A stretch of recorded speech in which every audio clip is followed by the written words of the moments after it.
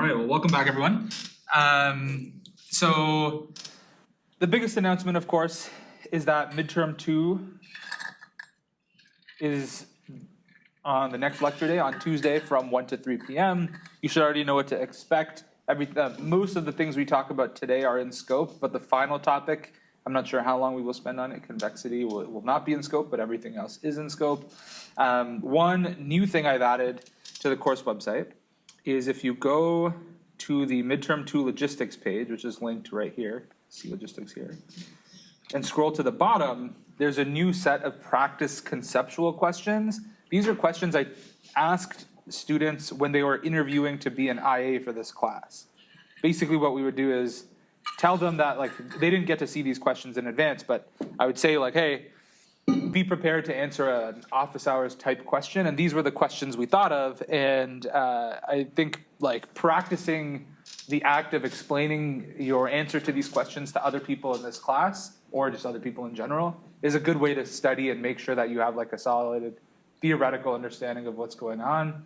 And, like, I could imagine a good way to study would be like, okay, one person asks a question, like, tries to explain a question like this on the whiteboard, and the other person asks questions to, like, poke holes in their understanding or, like, make sure that they understand it better, and then you switch turns and someone else tries to present a different question.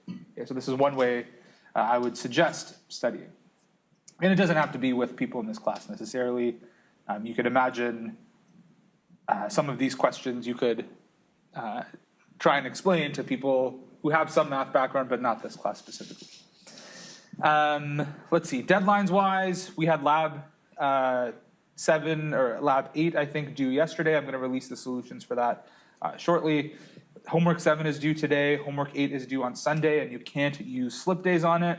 And then there is a lab on Monday, which is about stuff that we're going to talk about today. But the lab is already posted, and I'm going to release the solutions ahead of time too, just so that you're not stressed about, like, getting enough done to count for 2 hours, and instead you use it as review and practice for the exam, which is the day after.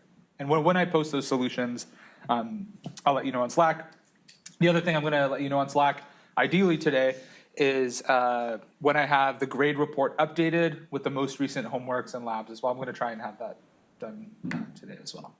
Okay, so you have a better sense of where you stand going into the exam. Any logistical questions? I also have tons of office hours slots open, some after lecture today, I'm just free after lecture so we can talk, or a bunch on Monday. So basically anytime you want to talk on Monday, I'm free, so let me know and review. The other thing which I just mentioned is that there is not going to be in-person lecture next Thursday because I'm going to be out of town. Like I mentioned, coincidentally going to San Antonio, which is where the NBA finals are, but that's not why I'm going. You can check the schedule. It doesn't overlap with when the games are there. But I think I mentioned a couple weeks ago, I was teaching this, like, biomedical researcher boot camp thing, and I had that on the same day as class. So that's like a 2-week thing. 1 week is in Ann Arbor and 1 week is at UT San Antonio. Just so happens to be there. And so the, like, days I'm teaching are on Wednesday and Thursday of next week. So I'll be here for the exam, and then I go to the airport after the exam, go do that, and then come back. So there's not going to be in-person lecture on Thursday. I'm going to post videos in advance from last semester, and the notes and all of that are already up.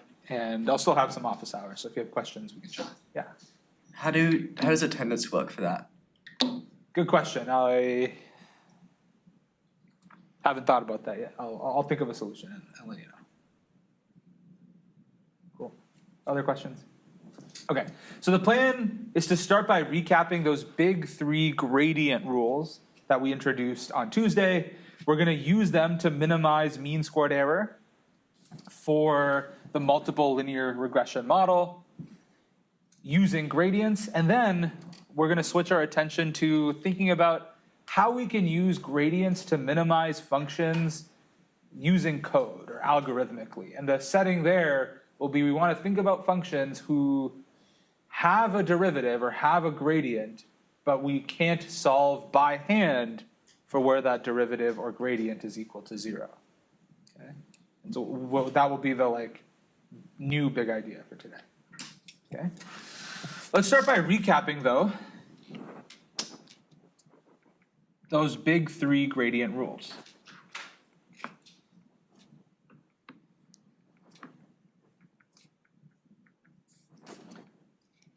First, a gradient is a thing that we can compute for a certain type of function. Like what type of function, I gave it like an English name, what type of function do we calculate a gradient for? It's like something to something. Yeah. Is it vector to vector? Close. It's vector to something. Vector to something.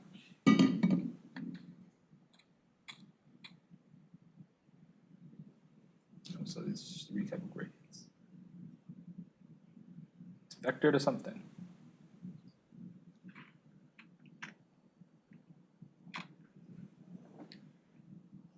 There's a function and I took the gradient of it. What type of function did it have to be? It takes in a vector, and what does that function return? Scalar? A scalar, yeah. The type of function we're dealing with is called vector to scalar. So you can imagine it takes in a vector in Rd and return or Rn, the placeholder here you put doesn't matter, and it returns out just a single scalar. So for example, one type of function, like one function whose gradient we could compute is the function f of x equals x1 plus x2 squared minus 2, put a different number here, I'm just making this up, 3 cos x1. This is a vector to scalar function, and here implicitly we've defined the vector x to contain the scalars x1 and x2. Why is this vector to scalar? Well, it's because the input to the function is a vector. It takes in multiple scalars as an input. You can think of those as being packaged together as a vector. And then what it returns is just one number. If you take a value of x1 and a value of x2 and plug them in here, that'll be just a single number, that'll be just a single number. Okay, what is this function's gradient? Well, remember in general, the gradient is a vector containing the partial derivatives of the function with respect to all of its input variables. So for every input I could provide to the function, there is a gradient vector. And that gradient vector tells me how the function is, or like the direction in which the function is increasing the quickest at that input. That was the like interpretation of the gradient. We'll get there in just a second. So here, what would the gradient be? I don't know, it looks something like 2x1 plus x2 plus 3 sine x1. The specific rules I'm using here are not super important. And then this would look like 2x1 plus x2. Something like that. That would be the gradient of this function. Notice you plug in an x1 and x2, and the gradient gives you back a vector. So the gradient itself is a vector to vector function. But you take the gradient of a vector to scalar function. Okay. And what I was referring to before with the direction of the gradient is that at any input, the gradient vector points in the direction in which the function is increasing the quickest. Remember, what was the name of this graph? Let me zoom on here. What type of, well, okay, well, right now it just looks like a little thing here. iPad's not being good today. Okay, let's look at a different one. What's the name of this type of graph?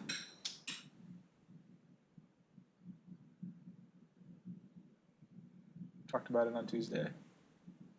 What's the name of this graph? Yeah. Is it like a contour? Yeah, this is a contour plot. And the way you should think about a contour plot is that it's just the bird's eye view of a 3D graph, which might look like this. Okay, you can see this is a 3D graph where red values are high, blue values are low. And the contour plot, all I'm doing is I'm just looking at it from above, but keeping the same colors. Okay, so darker red corresponds to higher values and darker blue corresponds to lower values.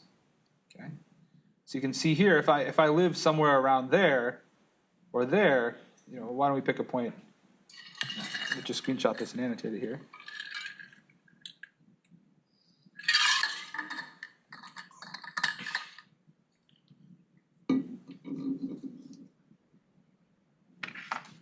If we look here, for example, the gradient vector is going to point in that direction, because at that point, the direction along which the function is increasing the quickest looks like that. It says, move in this direction.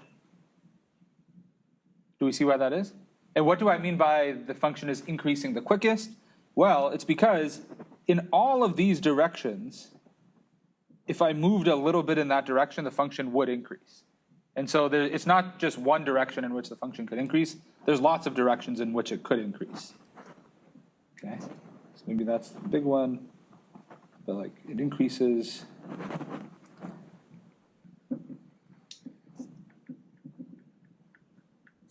in lots of directions.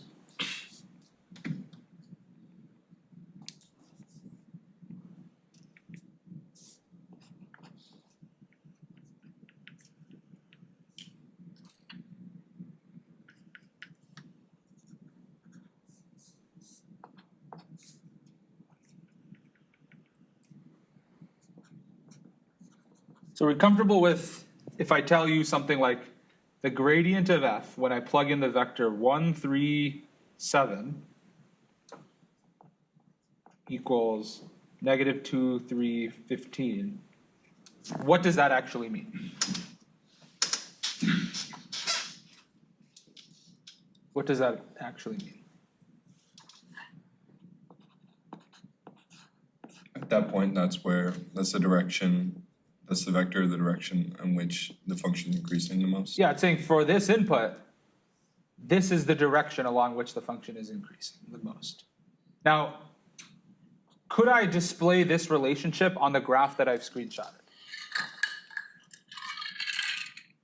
No, why not? Because you have like 3 inputs Good. that would be like 4-dimensional. Exactly, exactly. This is sort of a trick question, right? Here, in this graph, the function only has 2 input variables. So the gradient should have 2 numbers in it, and the inputs to the gradient should also have 2 numbers in it. Right? This function that we're graphing out here takes vectors with 2 numbers in them and returns just a single number. So like the meaning of something like this could not be conveyed on this graph. Now, where does a contour plot come in? Well, the contour plot allows us to actually visualize the input vector and its gradient in R2, right? This function takes in vectors from R2 and returns vectors, it just returns scalars. And I've drawn the function in 3D, but the inputs and the gradients are in 2D. So it's like hard to accurately draw what the gradient itself looks like here, because the gradient doesn't have a z component. It just tells you what direction to change x1 and x2. So that's where the contour plot comes in, because it allows us to look at the function in R2, which is the space in which inputs to the function and gradients live. So the equivalent of what I would show here is like this. Yeah, like this. That's what this down here with this. Okay, that's a bad highlight color. Circle it a lot. Is the same as this arrow that we've drawn over here. Do we see how they're the same thing? They're both pointing, they're both starting at the same original vector here and pointing in the direction of steepest increase. But it's easier to visualize the gradient in the contour plot because the gradient is only a 2-dimensional vector. Here we had to like augment it by adding a z component. Okay, so do we have like a conceptual understanding of what the gradient tells you at a point? It tells you the direction along which the function is moving the quickest. Okay? What that means is if we want to minimize a vector to scalar function, what we could do is take its gradient and set it equal to 0. And so our ultimate goal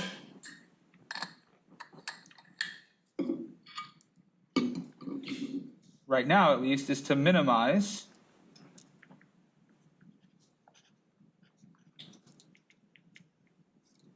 this function of w.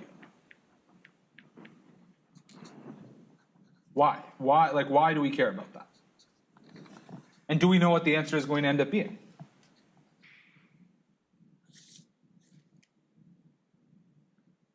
Yeah. Jacob. The y minus xw is the error vector. Yeah. And so, like, why do we care about minimizing the squared length of the error vector multiplied by 1 over n? That'll get us the best fit solution. Yeah, this will give us, I'll say, the w star that minimizes mean squared error. Maybe I'll just write that explicitly here.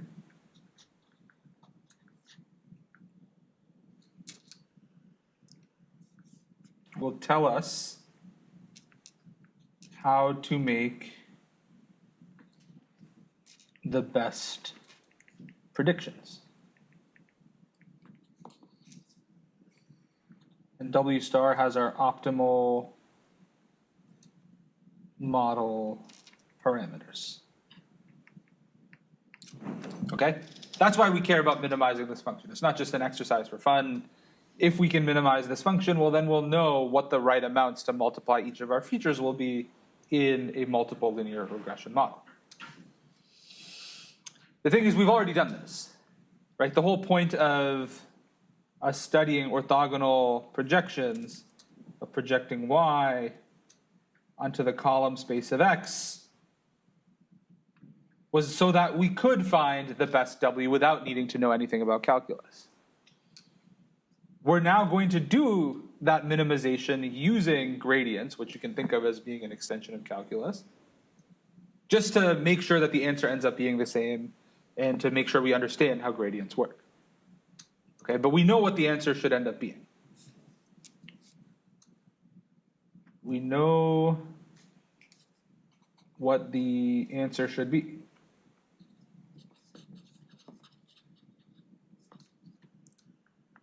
If x transpose x is invertible, what is the answer?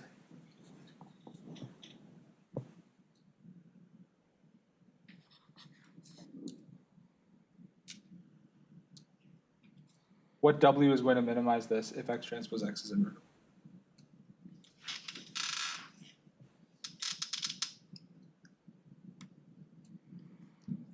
Yeah. Is it x transpose x inverse and then x transpose y? Good. We've already found this to be the optimal parameter vector w star in the case where the matrix X has linearly independent columns, which means x transpose x is invertible. We know that that's what the answer should be, so we will know if we did our gradient work correctly if we end up finding that that also is the answer. And by, again, the answer, I mean the w that minimizes 1 over n times the squared length of y minus xw. Okay, so to take the gradient of this, now we finally need to recap those big three gradient rules. The first involved the function f of x equals a transpose x, where x and a were both vectors in Rn. What was the gradient of f of x?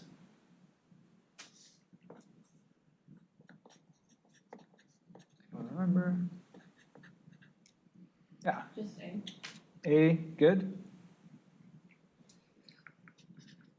What about the function f of x equals the squared norm of x, where x is some vector in Rn?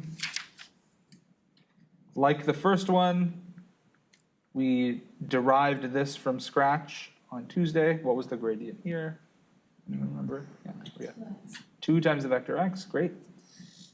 And then finally, we had the most complicated of these, X transpose AX, where X is a vector in Rn, and A is an n by n matrix. What was the gradient there? This is the one where I said we're not going to derive it. I'm just going to tell you what it is. Anyone remember? Yeah. A plus A transpose X. A plus A transpose X. Okay, good. Now, one thing to know is that like you should all, oh, okay, and also I put the X in the wrong place, but anytime you're given a complicated formula, you should be able to like plug in inputs and verify that the formula given matches other things you know. For example, what if A was the identity matrix? What would that mean? Well, that would mean X transpose AX is the same as just X transpose X.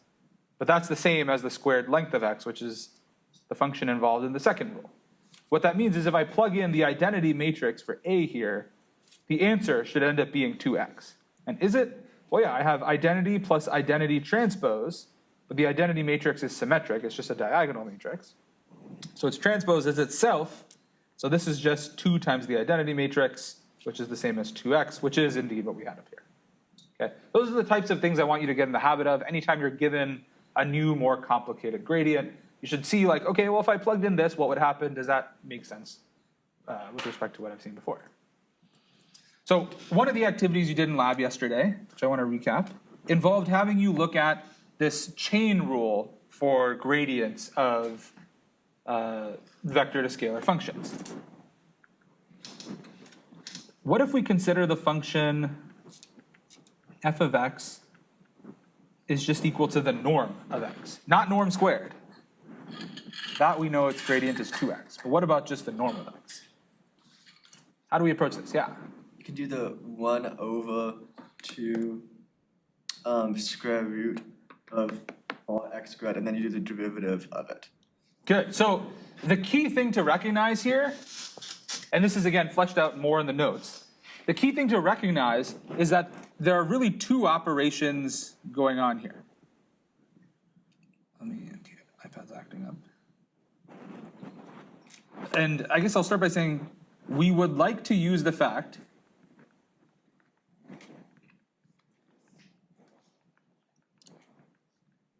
that the gradient of the squared norm of x is 2x. Right? Somehow it would be useful if we could just leverage that fact. Is the answer just like the square root of 2x? And it's not that, because you can't take the square root of a vector. So it's more complicated. What is the relationship between the squared norm of x and the norm of x?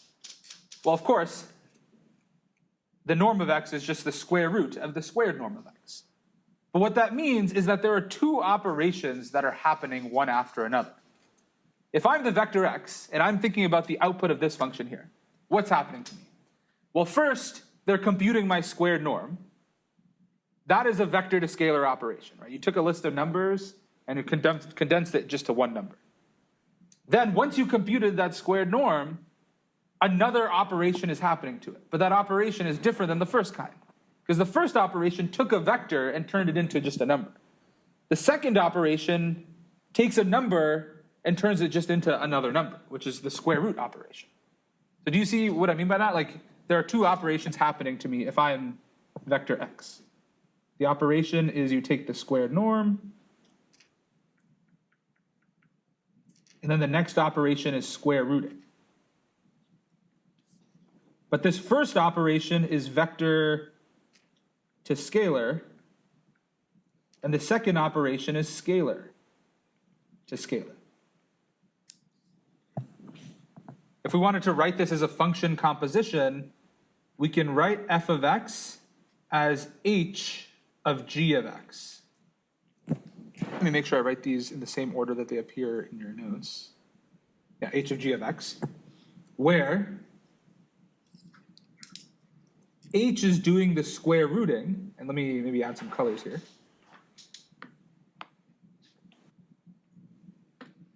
H is doing the square rooting, and G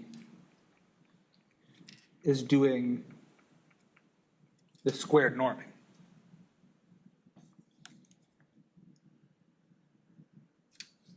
So this first piece is the g function.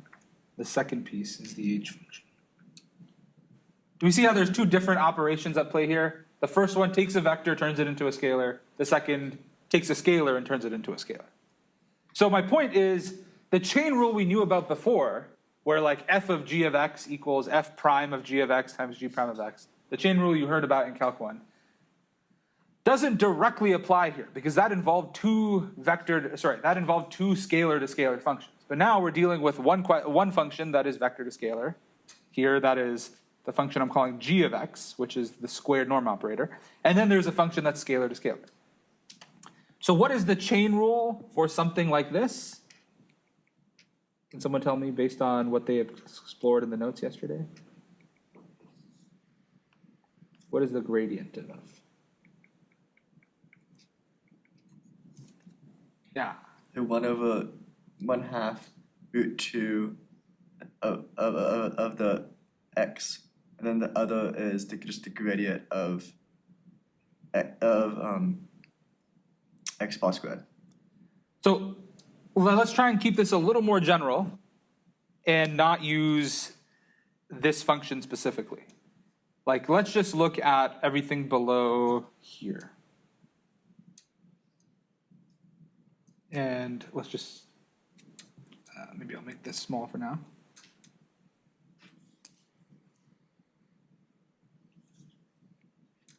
Ignore what's down there. Suppose just in general, we have the function h of g of x, where h is scalar to scalar, g is vector to scalar. What is the gradient?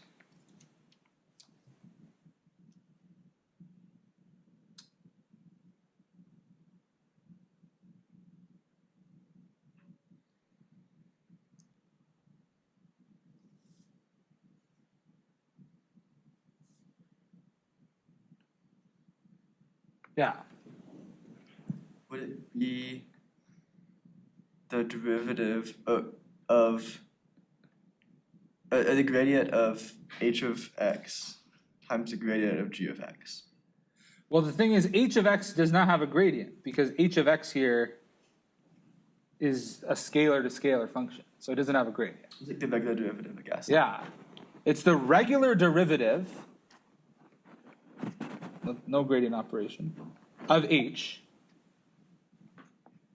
When you plug in g of x in, all of that times the gradient of g of x. You could also write this as h prime of g of x times the gradient of g of x.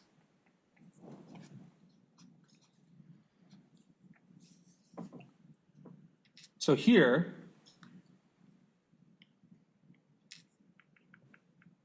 that says the gradient of the norm of x is equal to what? If I want to think of the h as being square rooting, and the g, let's keep the same colors.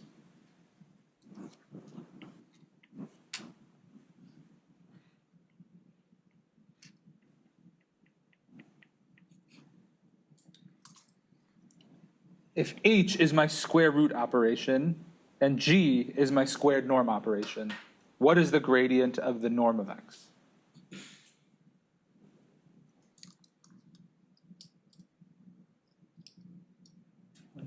Gradient of the norm of x. What's the first piece?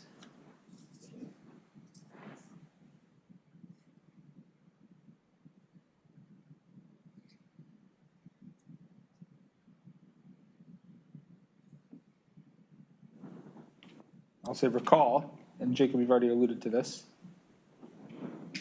The derivative of the square root of x is what?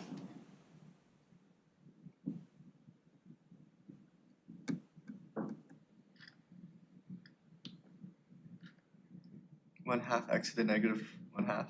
Yeah, or 1 over 2 root x. So all I'm going to do here, because it says have the derivative of h, and h, again, is just the square root operation. What I'm going to start with is 1 over 2 root, now the thing in the parentheses, which is just g of x. So 1 over 2 root g of x. All of that just times the gradient of g of x. That's it. Okay, it's just the derivative of h when you plug g of x in as the input, all of that times the gradient of g of x. What does this simplify to? Well, g of x, remember, is the squared norm. So the square root of that is just the norm. So it's 1 over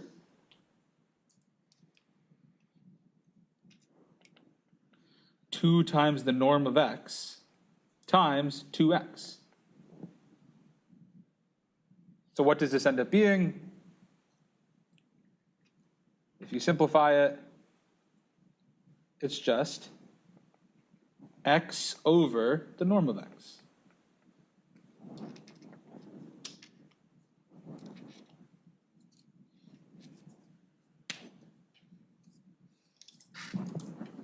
And maybe I'll annotate a little here.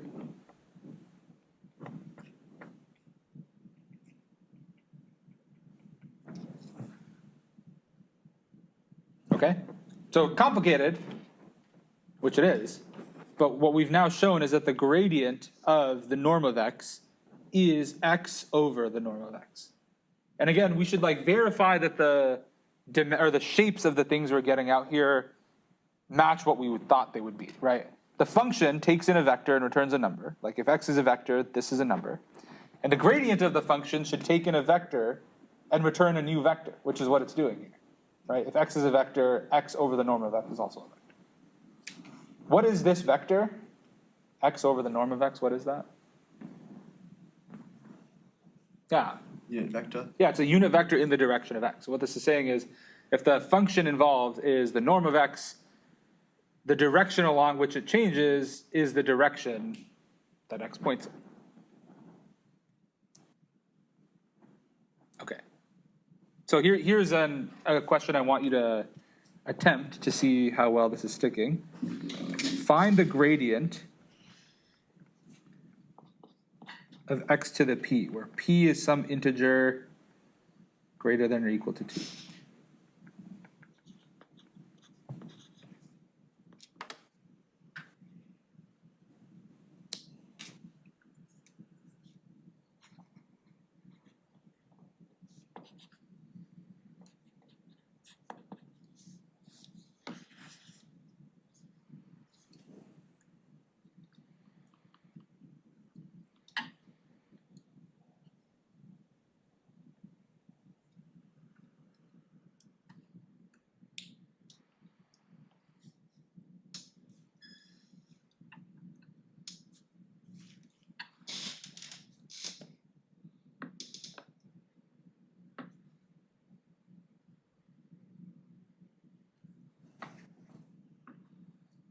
Doesn't actually even require that p is an integer.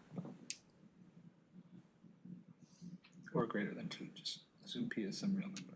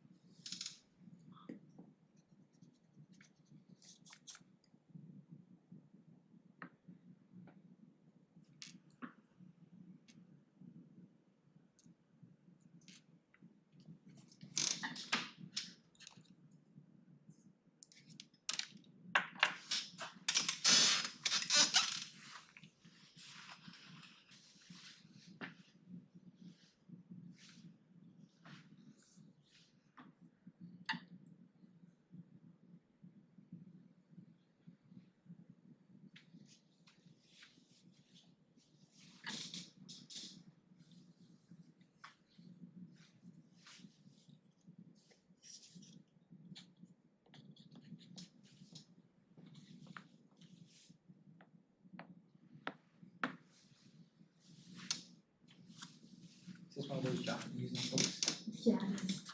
Yeah, because it's like flat. Yeah. It's also like really smooth too. Give you another minute or so, what everyone's working on.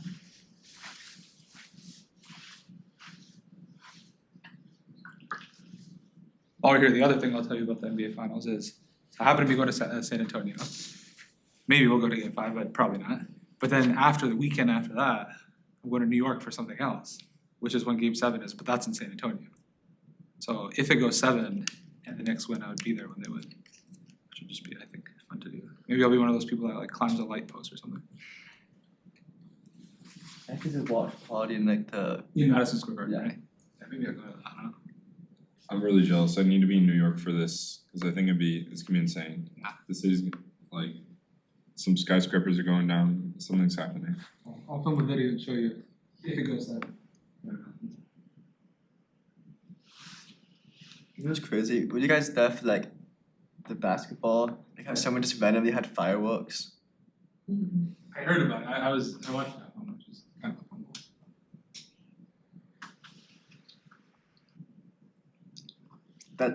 That's being prepared. Always so credit on like Southview. Should have gone to the Buffalo Wild Wings before it closed. Yep. Last year for March Madness, it was random, but last year was my first year at Michigan, and before I taught at UCSD, and randomly, it was the first time UCSD ever made March Madness, and they were against Michigan. Me and a bunch of other like people who were from San Diego or just like had some random UCSD connection went to Buffalo. We were like the only people going for UCSD. I was testing a project in East Hall, and it was like the people counted one, and then the janitor called the police on us. He thought it was a bomb. So it had like a flashing red light, and then the police officer came and you saw it and just had us take it down. Then we watched the rest of the game at Canes. Canes gets crazy too, like randomly. Like I went once on a Friday and I was like, man, like, it's a club or something. Okay, so when I was walking around, it seemed like there were two approaches. Some of you tried to write this as the norm of x to the p, and some of you tried to write this as the squared norm of x to the p over 2. Either way, it works, right? Let's take a look. Suppose we want to try and use the like logic we just established in breaking down f into the composition of two functions, h of g of x. How would that work?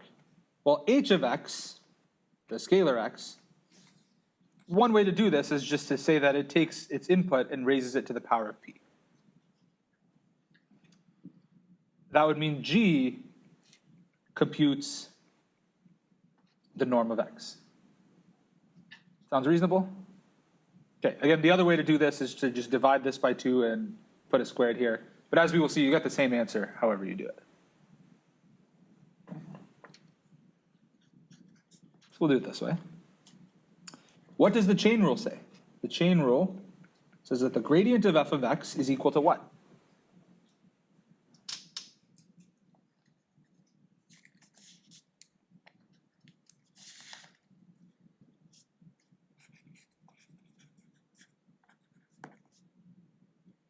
Yeah.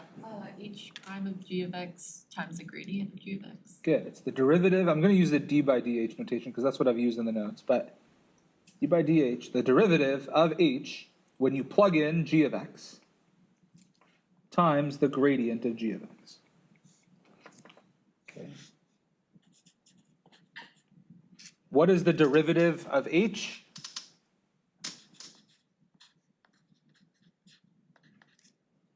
Yeah. PX. It's close to that. It involves px. P to x minus P minus 1.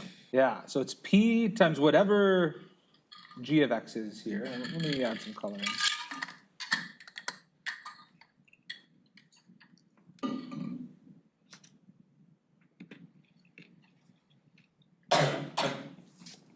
So it's p g of x, the vector, to the exponent p minus 1.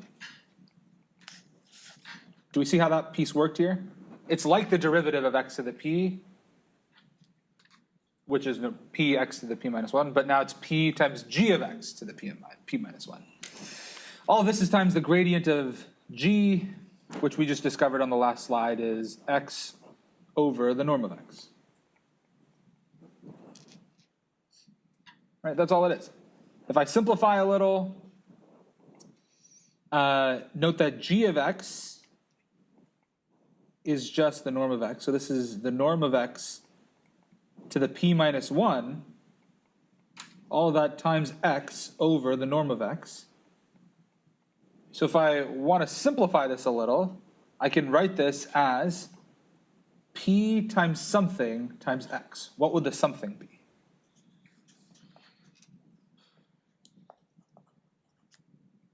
I don't want a fraction, is what I'm getting at. I don't want a fraction, what would happen? Take the norm to the p minus 2. Yeah, p times the norm of x to the exponent p minus 2.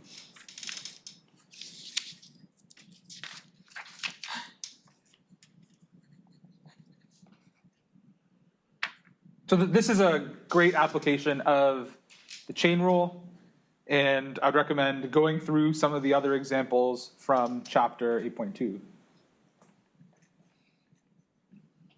for more practice with this kind of thing. What questions do we have, though?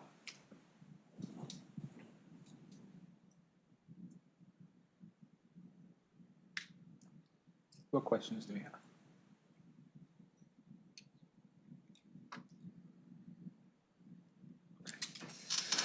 All right, well, all of this was in service of our bigger goal, which is computing the gradient of this function, and then eventually setting it equal to 0 and solving for the w that accomplishes that. We sketched out a roadmap for this last class. What is the first step to computing the gradient of this? What's the first step? Yeah, Jacob. Well, I guess we already kind of chose a model. Presume we've already done all of that stuff, and this is mean squared error, and we just want to find the gradient of mean squared error. I want to take the gradient of this function. So I want to find the gradient of r. Bit of context switching here, because now x is not the variable of interest. X is a matrix. Remember, you take the gradient of a vector to scalar function. The vector in question, that is the input, is w. How do I take the gradient of this?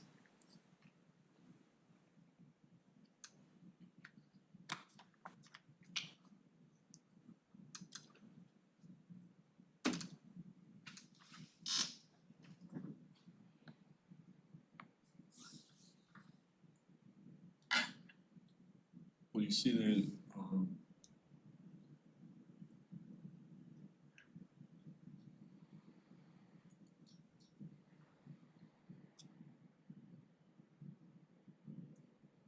So I think I talked about this on Tuesday, but let's talk about it again. Why would it be wrong to try and apply the second rule? Norm of x squared becomes 2x. Why is that not applicable here? Yeah. It's not a vector. Well, what about the piece inside of the vector? Sort of inside of the norm. The y term is different than the w term. What you're getting at is that they're not the same shape, right? Y is in Rn, y minus xw is also in Rn, w is in Rd, or d plus 1, depending on how you interpret x, right? Recall, x is an n by d matrix, y is in Rn, and w is in Rd, let's just say that. Okay, so y minus xw is not the vector we're taking the norm with respect to. I want to figure out how this function changes as I change w. What that means is the path forward is going to be to simplify this norm, well, the squared norm, with what operation? I want to break this down into smaller things so that I can use the rules I discussed. What's the step? Yeah. Do the dot product. Yeah, I write the squared norm of box as box dot box. Here the box is just y minus xw.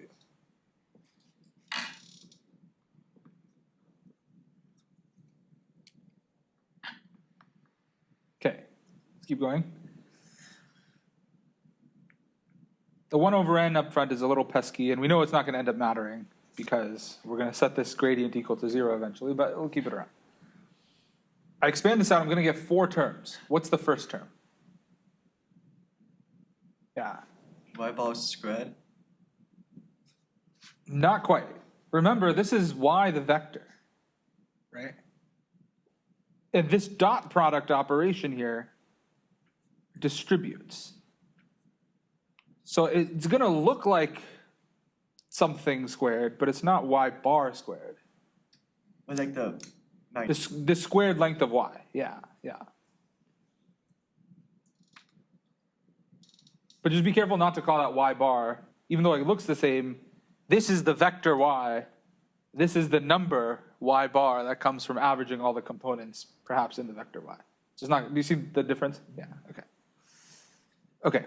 But it is true that that first term y dot y is the squared length of y. But let's leave it as a dot product for now.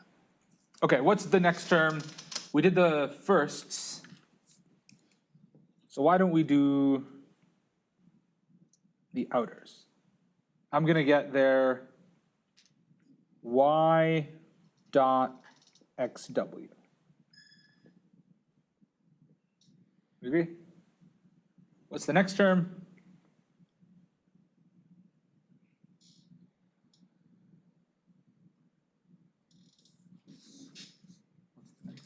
Yeah. Just also like y dot xw. Yeah, so the order will appear like it's different, xw dot y.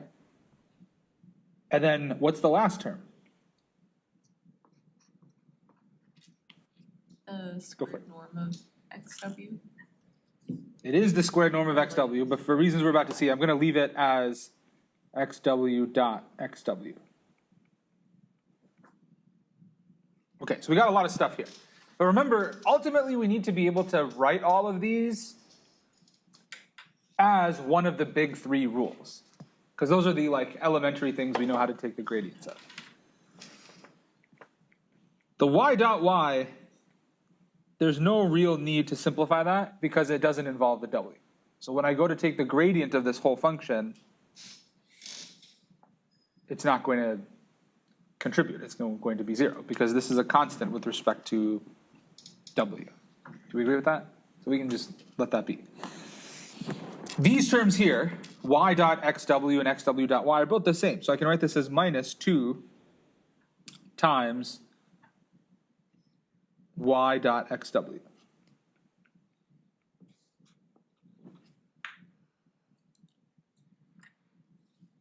You agree with that? Okay. Thing is, we need to write all of this, like I said, as a big 3 rule. This sort of looks like the dot product of something with w.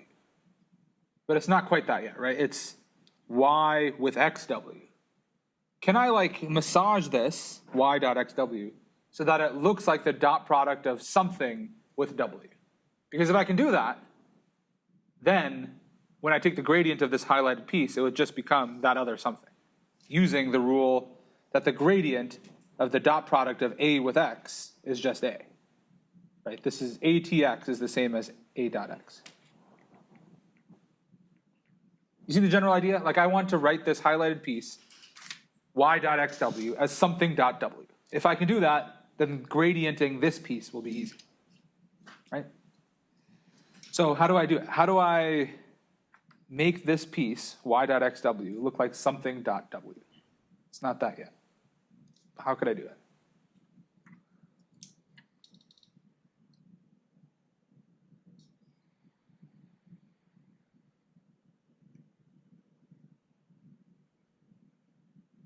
Yeah, Isn't that like a transpose relationship? there is. Transpose is going to be involved somehow, yeah. I'll give you a hint. It could be easier, arguably, to see this if you use the other order of this, xw dot y.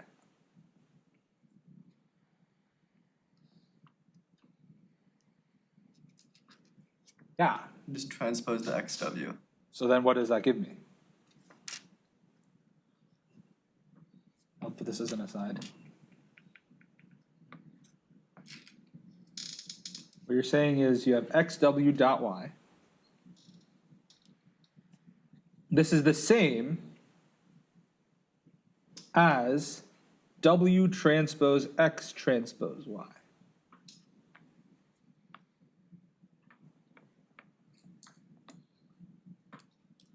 Do we agree with that? Because all I did was I'm using the fact that, u dot v is the same as u transpose v, where this is the u and this is the v. That's all this says. Do we agree with that? But now, this looks like w dot producted with something. What is w being dot producted with? Yeah, X transpose Y. yeah, x transpose y. So, xw dot y is the same as w dot x transpose y. Do we agree with that? Awesome. So going back here, I can write this highlighted piece, and maybe I'll come down here and write it in one more step. I'll write it as w transpose x transpose y. Okay. Now what about that final piece? And this should have been a plus here. What about that final piece? Which big three rule do you think we will need to leverage to write or to find the gradient of xw dot xw? And remember, the variable we are taking the gradient with respect to is w. Which big three rule do you think we're going to use here?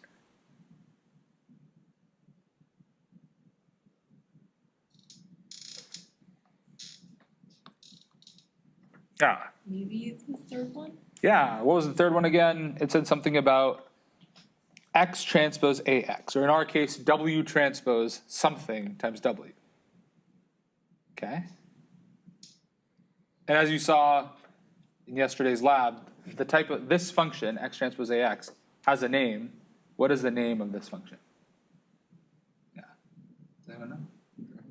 Quadratic form. Good.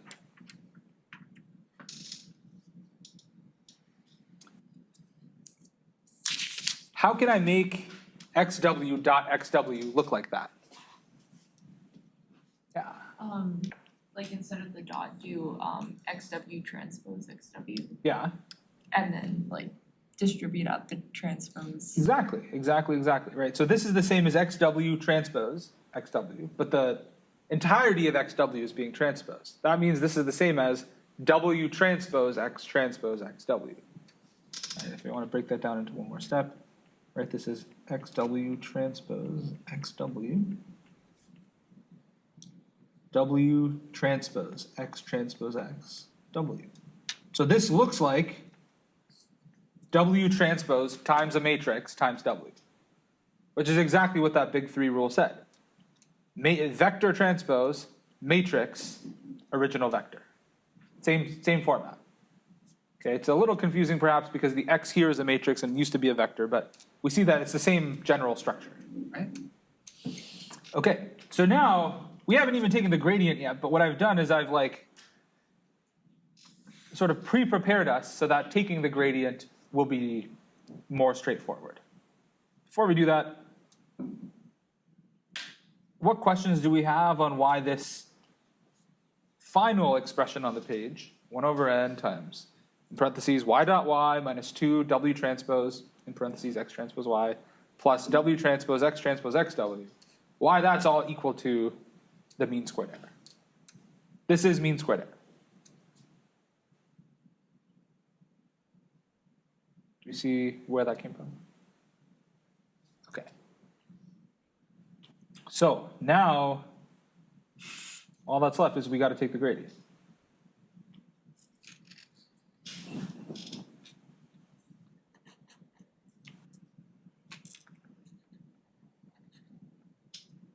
we take the gradient. The 1 over n is going to stick around. Okay. What is the gradient of this first piece, y dot y, with respect to w? 0. 0. Doesn't contribute. There are no w's here. And if you want to think about it from the partial derivative perspective, right, the partial derivative of the squared norm of y with respect to w1 is 0, right? There's no w's there. Okay. What's the gradient of this piece? Minus 2 times w transpose x transpose y. What's the gradient of that piece with respect to w? Yeah. Minus 2x plus x transpose w. I know why. So I think you may be conflating two of the rules there. The quadratic form rule does not apply here. That only applies when there are two w's. Like w, it's like a w sandwich. W transpose something w, right? That looks like the third piece. That's not relevant here. In this second piece, this is really just the dot product of w with some other vector, a or something, right? And what is the gradient of that? Say Yeah, which here is, xty. good. And then, what is the gradient of the last piece? Now you use your quadratic form rule, so what is that? Also xtx plus xtx w.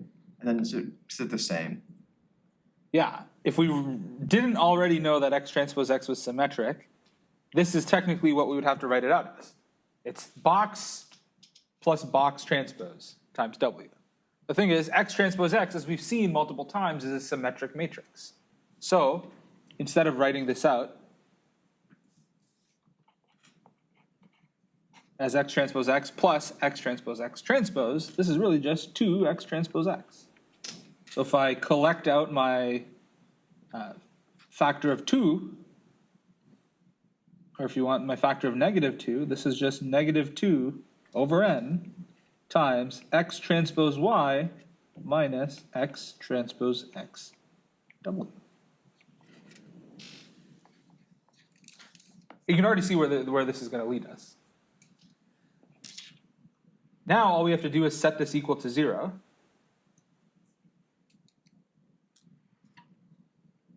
Maybe I'll do that on a new page.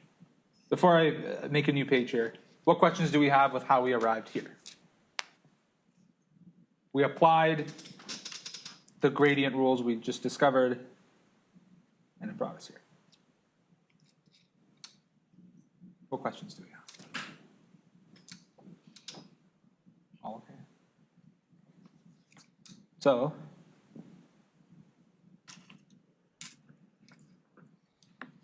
I'm going to set this equal to 0. Not the function.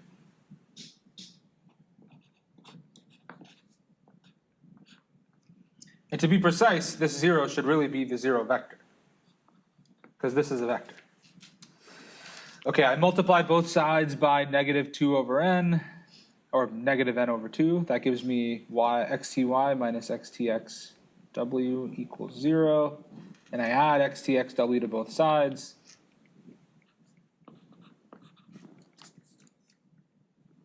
And what do I get?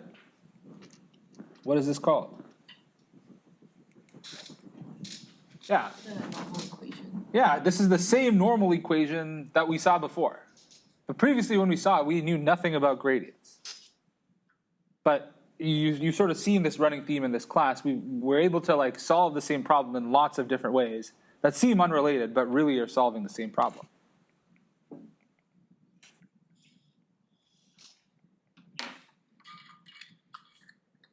So what we're seeing is that if W minimizes mean squared error, then it satisfies the normal equation. That's precisely the same conclusion we came to before when we found W by projecting Y onto the column space of X. You didn't need to know anything about column spaces or projections to do these gradient calculations. Like we could have just done this on the first day of class. Or not the first day, but like the second day. But now you see where the normal equations come from lots of different perspectives. It involves geometry, but it also involves this like vector calculus. Okay, so I think this is pretty cool because we've seen the same thing in lots of different ways. Same condition for W we saw before with orthogonality.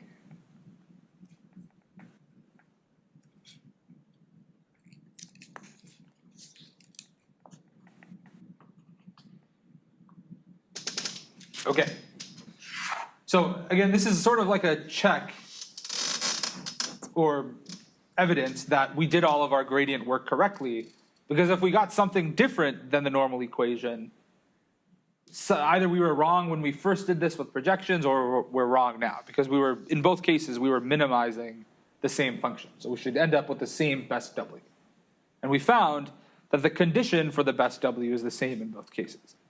And the reason we stop at the normal equation, what's the reason we stop at the normal equation? Like, why didn't I take this one step further?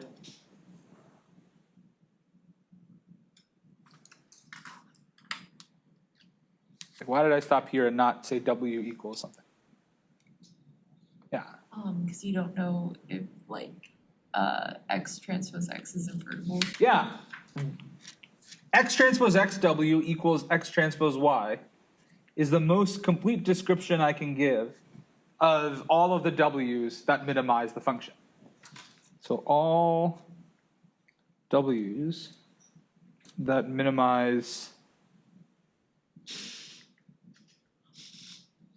mean squared error, 1 over n times the squared length of y minus xw, satisfy this equation. The thing is, there may be just one w that does it, in which case I could solve for it uniquely by multiplying both sides by x transpose x inverse, or if x transpose x isn't invertible, then there are infinitely many w's that do it. As you're seeing in one of the homeworks this week, we show you how to characterize the set of all possible w's that minimizes this. And it involves finding one solution and then finding a basis for the null space of x. And you see the entire set of solutions is one solution plus anything in the null space.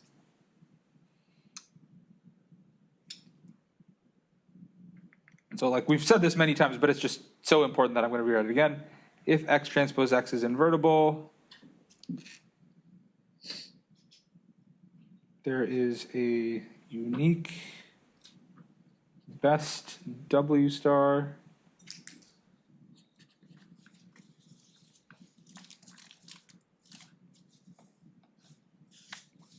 otherwise infinitely many.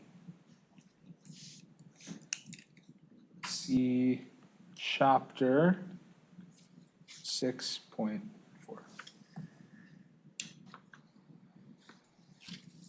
Okay, questions with how we re-arrived at the normal equations. Not by using orthogonality and projections or column spaces, but instead by using these big three gradient rules.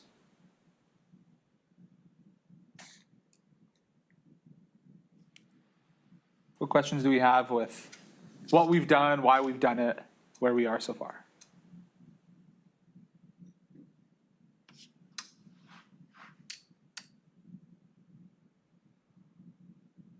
Good so far?